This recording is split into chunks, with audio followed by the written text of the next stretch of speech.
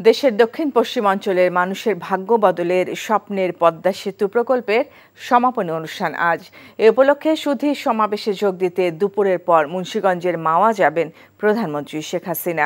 সেখানে বিকেলে সুধীর সমাবেশে যোগ দেওয়ার কথা রয়েছে তার।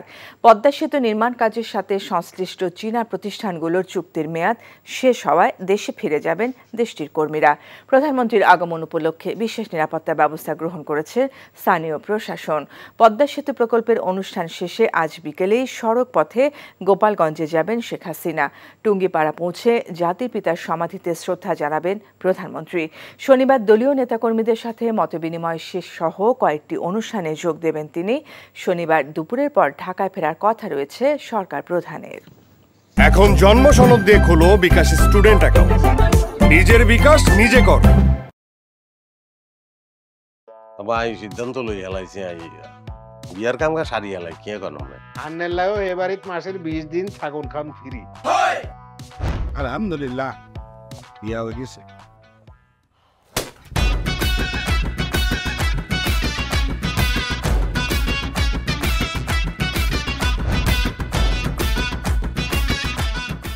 জীবনে কোনোদিন হুইনছেন লাউ আর কচুলই পোলার হোর বাড়িত কেউ গেছে আর কথার বাইরে যদি এক পা আপনি যান আই আন্নেরে সুজা তালাক দিদিমু বুঝছেন নি ভাইয়া কিছু টিয়া পয়সা দেন কামড় দে আরে খাই পেলা লবণ দিয়ে আরে খাই পেলা।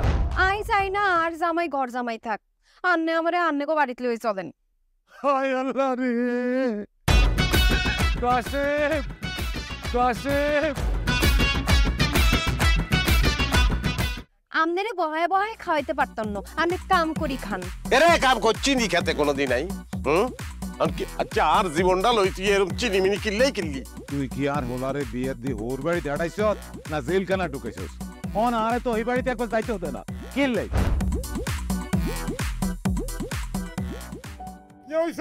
আরে তোর কথা কইতে কইতে মনে হচ্ছে অন জ্ঞানে ফিরেন না।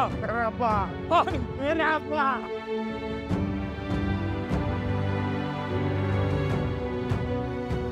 ওরে আর ডঙ্গের কথা রে আমরা বলি স্বামী স্ত্রী শুনেন আন্নে আর কাগজের স্বামী মনে প্রাণে ন